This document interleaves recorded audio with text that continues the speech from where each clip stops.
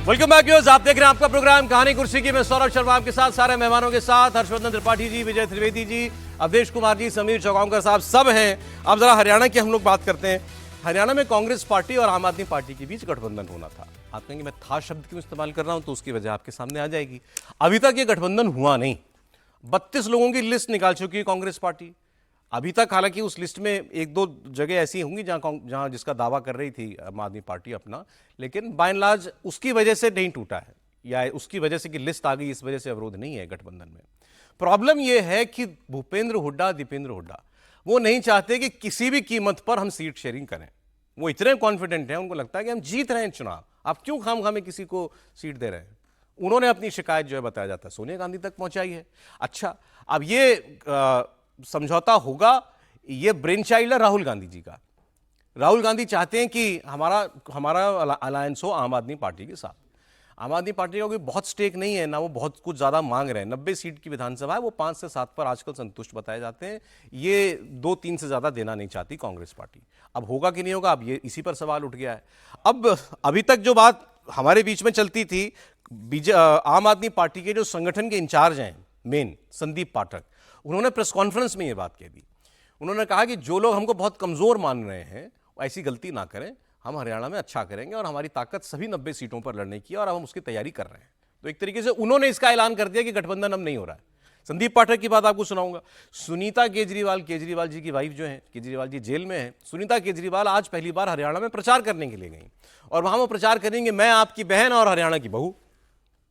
आप आम आदमी पार्टी को वोट दीजिए, केजरीवाल जी को वोट दीजिए। अब हरियाणा में क्या ये बहू वाला एंगल, बहू वाला कार्ड चल पाएगा, इसकी अब लोग बात करेंगे। और कल बजरंग पूनिया और विनेश फोगाट कांग्रेस पार्टी में शामिल हो गए थे। इसको लेकर बृजभूषण शरण सिंह का रिएक्शन आज आया। बृजभूषण शरण सिंह जी कह रहे हैं मैं तो पहले दिन से कह रहा था इस सब के पीछे भूपेंद्र हुड्डा और दीपेंद्र हुड्डा है, ये सब कुछ प्रायोजित था। बिरो पर जो आरोप लगाए वो भी प्रायोजित थे। और उन्होंने ये भी कहा कि लोग कहते हैं कि भारतीय जनता पार्टी जो है वो पहलवानों के खिलाफ थी। अगर वो ऐसा होता तो मैं सांसद हूं बीजेपी का, मेरे ऊपर केस कैसे हो जाता, और केस हो गया तो चार्जशीट कैसे हो जाती। तो मेरी पार्टी पहलवानों या महिलाओं के खिलाफ नहीं थी। आपको पहले मैं लेकिन सुना रहा हूं, ये अलग विषय है। पहले जो ये आम आदमी पार्टी और कांग्रेस का अलायंस हो रहा है नहीं हो रहा है, संदीप पाठक, सुनीता केजरीवाल की बात सुने। राघव जी ने कल आप लोगों को ब्रीफ किया होगा, अभी हम सबके पास जानकारी उतनी है। आम आदमी पार्टी की तरफ से, वॉलेंटियर्स, कार्यकर्ता और लीडरशिप की तरफ से मैं एक चीज कह सकता हूं, हम पूरी तरीके से तैयार है, पार्टी के ऑर्डर का वेट कर रहे हैं। वर्ड गो मिलते ही हम सारा अनाउंस कर देंगे। हम हर सीट पर, हर जगह पर पूरी ताकत से चुनाव लड़ने के लिए तैयार हैं, और जो भी हमें कमजोर आंकेगा वो भविष्य में स्वयं पछताएगा। भाजपा पार्टी को सिर्फ सत्ता में बने रहने का मन है, उसको पार्टियां तोड़नी आती है, उसको विपक्ष के नेताओं को जेल में डालना आता है, समाज के लिए काम करने में कोई दिलचस्पी नहीं है। लेकिन आपका बेटा, आपका भाई केजरीवाल शेर है, वो मोदी जी के सामने झुकने वाला नहीं है। आपको आज मैं हरियाणा की बहू, आपकी बहू, आपकी बहन, आपसे पूछती हूं, क्या हरियाणा इस अपमान को चुपचाप बर्दाश्त करेगा?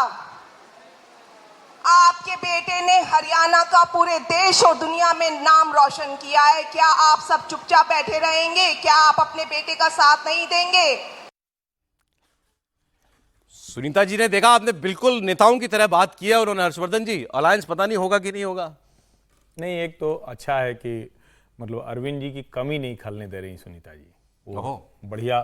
मतलब पहले था तो लग रहा था कि बहुत देख वेख के पढ़ती हैं, वो वाला तो आया था, थोड़ा डरावना टाइप का भी था पहला वाला जो था ना, आंख बंद करके, तो वो वाला थोड़ा वैसा था। लेकिन अभी लग रहा है कि वो अच्छे नेता के तौर पर जा रही। और कई बार होता है ना कि हम लोग कहते हैं कि आपदा में अवसर निकलता है, तो अरविंद जी न जेल जाते, न ये पता चलता कि सुनीता जी इतनी अच्छी वक्ता हैं और इस तरह से। लेकिन इसका एक दूसरा पहलू है, अरविंद केजरीवाल हरियाणा से भाग कर दिल्ली में राजनीति, इसको जरा समझना चाहिए। वो हरियाणा के बेटे, हाँ मैं इसको बता रहा हूं, अभी इसको समझिएगा। उनको पहले हरियाणा में ही जाना था, लेकिन हरियाणा में राजनीतिक तौर पर वो सफल नहीं हो सके।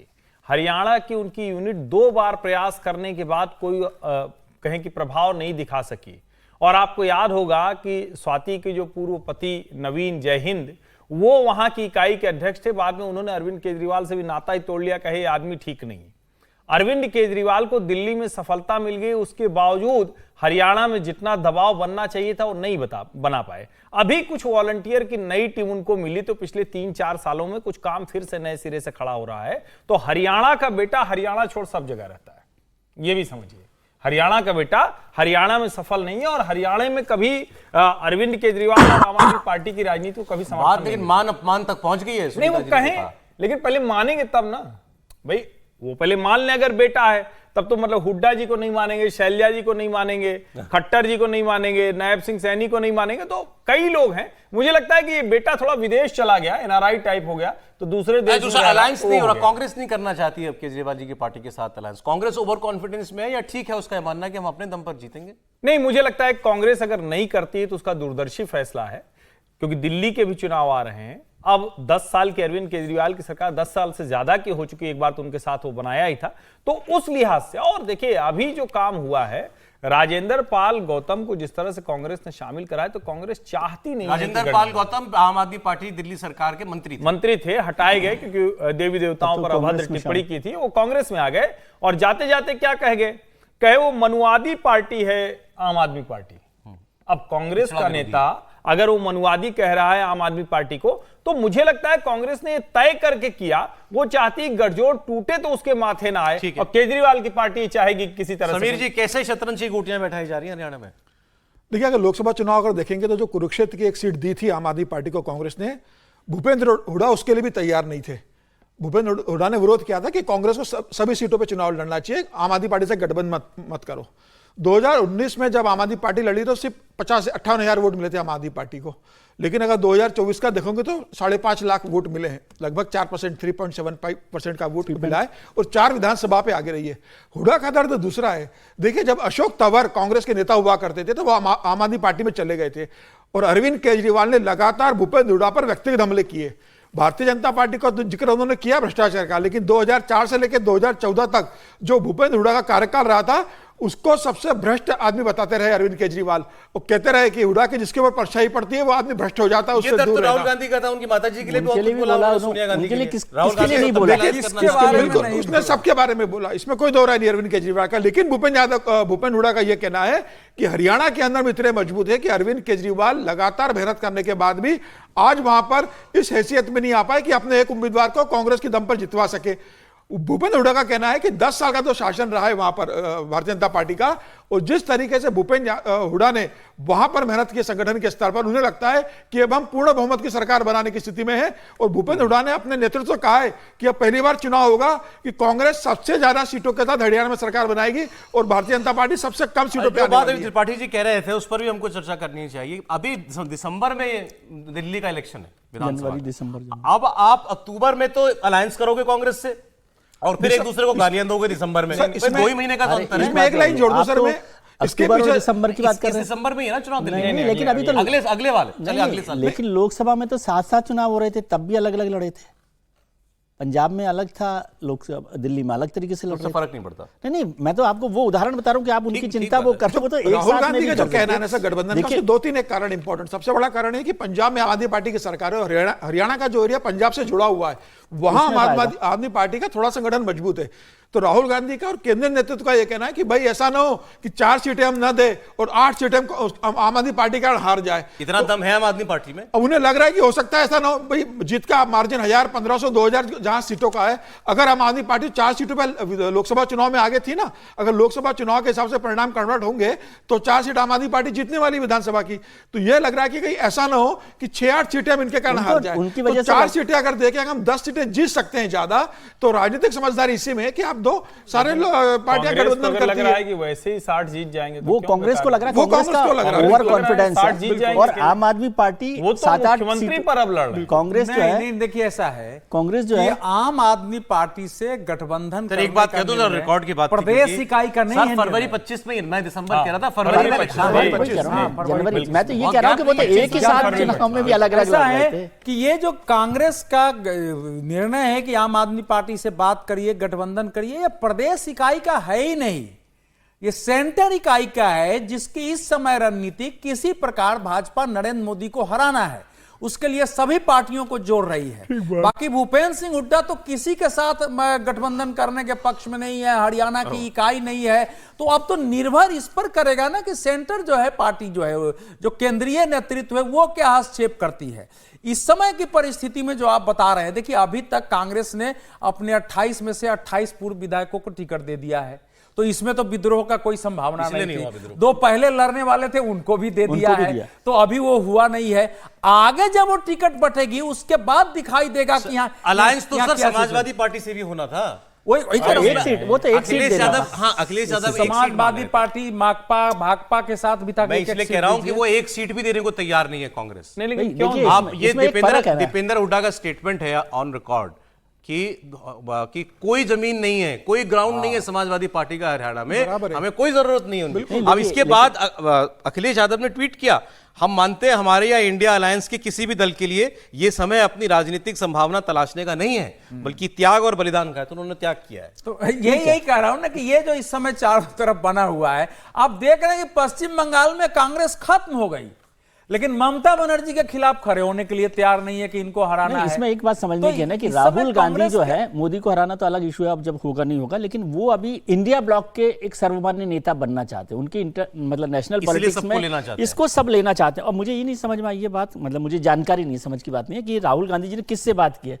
पार्टी में, अपनी पार्टी में बात की या समाज आम आदमी पार्टी में किसी से बात हुई है उनकी कि भाई ये किस तरह का गठबंधन होगा, या खुद ने इनिशिएट किया उसको कि भूपेंद्र हुड्डा जो है ऑफिशियल है, वरना दीपेंद्र ऑफिशियल है। मैं ये कह रहा हूं संदीप पाठक ऐसी बात नहीं, संदीप पाठक तीन लोगों को आम आदमी पार्टी से बात करने के लिए केंद्रीय नेतृत्व, वो ठीक है, मैं वो नहीं कह रहा औपचारिकता, मैं कह रहा हूं कि पार्टी में भूपेंद्र हुड्डा तो तय हुआ है, ये तो तय हुआ है। इस सब के पीछे भूपेंद्र हुड्डा से तो बात करनी चाहिए कि भाई हमें क्या, वो सबसे बड़े नेता है ना, नहीं चर्चा होती है और वो ओवर, लेकिन एक नुकसान ये भी हो सकता है कि ओवर कॉन्फिडेंस में आज कांग्रेस है। मध्य प्रदेश में आप ध्यान कीजिए, मध्य प्रदेश में भी कि जो चुनाव हुए थे विधानसभा, उसमें भी कांग्रेस उतनी ओवर कॉन्फिडेंस के साथ थी कि समाजवादी पार्टी को उन्होंने सीट नहीं दी थी। तो ये चुनाव मतलब बहुत झगड़ा हुआ था उसको लेकर। तो आज भी ये नहीं, अगर मध्य प्रदेश जैसा इलेक्शन है तो आप फर्क नहीं पड़ता कि आप किसको कितनी सीट दे रहे हो, वो तो एक तरफा इलेक्शन था। अब हरियाणा का इलेक्शन क्या ऐसा है, कांग्रेस को लग रहा है कि वो वन साइडेड है और वो 60 सीटों पर आएंगे। अगर वन साइडेड है तो हुड्डा ठीक कह रहे हैं, फिर क्या जरूरत है 90 में से 60, ऐसा तो नहीं। लेकिन राहुल गांधी जी को भी तो देश का नेता बनाइए, आप भी केवल हरियाणा जीतने में लगे हुए। नहीं, लेकिन देश का क्या, आप इसीलिए वो विदेश चले गए, आप देश का नेता नहीं, मतलब पूरे इंडिया ब्लॉक के एक सर्वमान्य लीडर बनेंगे ना, जब सब जगह त्याग होगा, बलिदान होगा, जो भी होगा। तो नहीं, देखिए सर्वमान्य तो मुश्किल है। अब इतनी देर से मैं देख रहा था, मैं सोचा था इस वाले पे बोल दूं, वो शैलजा जी फूल उल के साथ, गुलदस्ते के साथ, मैं कहने जा रहा हूं देखिए मुख्यमंत्री आ गए, तब तक इतनी देर बदल गया विजुअल, हुड्डा जी आ गए, और फिर मैंने हुड्डा जी मन बनाया, तब तक रणदीप जी दिख गए। तो सर अब हरियाणा कोई नहीं है, कंफ्यूजन वहां हरियाणा में नहीं है, हुड्डा ही हुड्डा है बस। सर नहीं, ऐसा नहीं है सर। हरियाणा के पहला विधानसभा चुनाव होने जा रहा है जिसके अंदर कांग्रेस को बीजेपी से चुनौती ज्यादा नहीं है और बीजेपी को कांग्रेस से चुनौती ज्यादा नहीं है। आपस में ही जो पार्टी के अंदर जो बगावत कर रहे छपा था, मैं वही बता रहा हूं। और आप देखिए नॉमिनेशन शुरू हो गया। 32 जो टिकट निकाले हैं उसमें से 28 हुड्डा के। लेकिन आप भारतीय जनता पार्टी का देखिए सर, 23 सीटें अभी तक डिक्लेयर नहीं कर पाई है भारतीय जनता पार्टी। 23 सीटें होल्ड करके रखी है, जबकि नॉमिनेशन शुरू हो गया, 4 दिन बाकी है नॉमिनेशन में। तो आपने अगर 67 जो कैंडिडेट डिक्लेयर करे, उसमें अगर 35 सीटों पर अगर बगावत हो रही है तो दोनों तरफ मुश्किलें का चुनाव है, जहां केजरीवाल जी का साथ लेना जरूरी है। 4-5 सीट से भी सरकार जा सकती है या बन सकती है, या ये कोई एक तरफा इलेक्शन छोटी नहीं। मुझे लग रहा है कि देखिए प्रधानमंत्री मोदी प्रचार करेंगे, अमित शाह करेंगे, भारतीय जनता पार्टी का संगठन बहुत मजबूत है, तो कांग्रेस को कोई रिस्क लेना नहीं चाहिए। अगर आम आदमी पार्टी के साथ अगर 3 सीटें 4 सीटें देखे गठबंधन करते हो, तो मुझे लग रहा है कांग्रेस को आगे बढ़ना चाहिए इसके अंदर। अब आपको मैं जरा बात सुनाता हूं ब्रिजभूषण शरण सिंह की। ब्रिजभूषण यूपी की, वैसे तो यूपी से सांसद थे वो, लेकिन सारे उनके खिलाफ जो प्रोटेस्ट हुए वो हरियाणा के रेसलर्स ने किए थे। विनेश फोगाट, साक्षी मलिक, बजरंग पूनिया, 2 इनमें से कांग्रेस पार्टी में चले गए। और वो कह रहे हैं कि मैं तो डे 1 से कह रहा था, ये कोई आरोप इसमें कोई दम नहीं है, सब झूठा आरोप लगाया जा रहा है। मेरी पार्टी को बदनाम और मुझे बदनाम करने के लिए सबके पीछे हुड्डा परिवार था। सुने। कांग्रेस ने हमेशा सपोर्ट किया हमें, सभी ओपोजिशन ने हमें सपोर्ट किया। और उस समय हमने, जब हमारा आंदोलन था महिलाओं का, तब हमने बीजेपी के पास लेटर लिखे, लेकिन कोई नहीं आया। 2012 में दीपेंद्र हुड्डा को हरा करके मैंने इस संघ पर एक तरीके से मेरा कब्जा हुआ था या मैं चुनाव जीता था, और इनके मन में कसक थी, और ये षड्यंत्र, एक कुश्ती संघ पर कब्जा और दूसरा इसी बहाने भारतीय जनता पार्टी पर हमला, विचारधारा पर हमला, क्योंकि मैं पार्टी में 89 से जुड़ा हूं, राम जन्मभूमि आंदोलन से भी जुड़ा हूं, राम जन्मभूमि आंदोलन में 2-2 बार जेल जा चुका हूं, और हमारे बहाने ये बीजेपी पर हमला था या मोदी जी पर हमला था या विचारधारा पर हमला था। और ये जो राहुल की टीम है, ये कांग्रेस की टीम है, जो ये हमेशा ये काम करती रहती है। ये चेहरे थे, मोहरे थे, ये मोहरे थे जो भूपेंद्र हुड्डा के द्वारा और कांग्रेस के द्वारा या कांग्रेस फैमिली के द्वारा ये मोहरे के तौर पर प्रयोग किए गए थे। जिस दिन की घटना वो बता रही थी उस दिन मैं लखनऊ में था, तो कैसे हो गया ये तो समय आने पर पता चलेगा। नई बात उन्होंने नहीं की, वो तो शुरुआत से यही बात कहते हैं। सवाल यह है कि क्या किसानों का मुद्दा, बेटियों का मुद्दा जो है वो इस चुनाव में कोई असर दिखाएगा, या कांग्रेस पार्टी ज्वाइन करते ये सारे सब लोग जो हैं वो डिस्क्रेडिट हो गए? विजय जी, मेरे ख्याल से वो कम हो जाएंगे, लेकिन इसको डिस्क्रेडिट करना नहीं करना चाहिए, क्योंकि उनका अधिकार है वो राजनीतिक दल कौन सा ज्वाइन करेंगे नहीं करेंगे। और ये तो मुद्दे की धार कम होगी, मुद्दे की धार कम होगी, ये जाहिर है कि मतलब उस वैसे भी हरियाणा में वो इशू बनने वाला नहीं है। विनेश फोगाट अपनी सीट जीते और सब, उनको एक बड़ी हीरो भी है, वो वैसे भी हीरो है, तो उसको केवल इशू से नहीं, लेकिन धार कम होगी। लेकिन ये मानना कि वो कांग्रेस में नहीं जाना चाहिए था, जाना चाहिए था, ये उनको अपना तय करना है। और बीजेपी में तो नहीं जा सकती थी, क्योंकि बीजेपी ने उनके खिलाफ सारी लड़ाई लड़ी है। बीजेपी की पार्टी ने, सरकार ने जो उनके खिलाफ लड़ाई लड़ी, उसमें ये संभावना तो नहीं थी कि वो विनेश फोगाट बीजेपी परेशानी में आएगी। अब इनके बीजेपी के खिलाफ ये लड़ेंगे, बीजेपी क्या कहेगी? प्रचार में तो उनके नेता यही कहेंगे ना, हाँ। देखो ये तो पहले झूठा आरोप, इसका मतलब आरोप झूठे थे। लेकिन वो भी लोग नहीं मानेंगे, मतलब कोई इससे बड़ा फर्क पड़ने वाला नहीं। एक तो वैसे ही कांग्रेस वहां पर अभी मजबूत, जैसे अभी इतनी चर्चा हम लोगों ने कर ली, तो केवल विनेश फोगाट के आने से तो कांग्रेस वहां जीतने वाली नहीं है। नहीं, लेकिन सर देखिए, राजनीति में जो भी सत्ता से जुड़ा व्यक्ति से कोई लड़ता है अगर, और बाद में वो किसी राजनीतिक दल में जाता है, तो उसे आरोप लगता ही है। अब वीके सिंह का मामला हुआ था, वीके सिंह की 2014 में केंद्र सरकार से लड़ाई हुई थी, बाद में भारतीय जनता पार्टी से चुनाव लड़े, ठीक है। अकोला की सांसद रही है राणा, बाद में वो उद्धव से हुआ, बाद में बीजेपी चुनाव लड़ी। कंगना जो मंडी के सांसद है, उसका पंगा हुआ वहां पर, बाद में भारतीय जनता पार्टी से चुनाव लड़ी। तो ऐसे बहुत से उदाहरण है। और एक तो संत है महाराष्ट्र के कि जिनका बड़ा पंगा शरद पवार के साथ हुआ, बाद में वो भारतीय जनता पार्टी में चले गए। आप कुछ बोल रहे थे? भारतीय जनता पार्टी समर्पित है, बिल्कुल स्वाभाविक है, और ये होगा ही। अगर किसी का किसी पार्टी से झगड़ा हो गया, किसी से हो गया, तो कहां जाएगा, लड़ाई लड़ेगा। लेकिन तीनों चारों मामले अलग हैं। चाहे वो आप कहें कि ये वीके सिंह का मसला हो, चाहे वो आप कहें नवनीत राणा का मसला हो, पहले से नेता थी, निर्दलीय जीती थी, लड़ाई लड़ रही थी, वो इधर आ गया, टिकट पा गए, ये मामला थोड़ा अलग है। आपने ये आरोप जो लगाया है उसको देश पर धब्बे की तरह देखा जाता है कि कोई कुश्ती संघ का अध्यक्ष है और वो ट्रायल के बहाने लड़कियों के साथ छेड़खानी करता है, बदतमीजी करता है, गलत काम करता है, और उसको आपने एक सरकार के खिलाफ माउंट किया एक आंदोलन के तौर पर। दोनों में फर्क है। और मैं फिर कहता हूं, विनेश और बजरंग जिस तरह से कलाए हैं, इन्होंने भारतीय जनता पार्टी का काम आसान किया। इनकी क्रेडिबिलिटी पर सवाल पहले से था, आंदोलन पर सवाल खड़ा हो गया। और सबसे जो बड़ी बात है कि जब आप कहेंगे तो साफ साफ लोग कहेंगे कि भैया ये 2024 के पहले से ये सब किया जा रहा था, हरियाणा चुनाव नहीं, लोकसभा के पहले। मेरा ये मानना है कि अगर ये उधर न जाते, कहते कि हमको राजनीति में नहीं जाना है हम, लेकिन इस सरकार को जो लड़कियों के साथ गलत काम करने वाले को अपने पास रखे हुए, अपनी पार्टी में रखे हुए, उसके खिलाफ आंदोलन करेंगे, लड़ते रहेंगे, कांग्रेस के पक्ष में प्रचार करेंगे, तो ज्यादा प्रभावी होता है।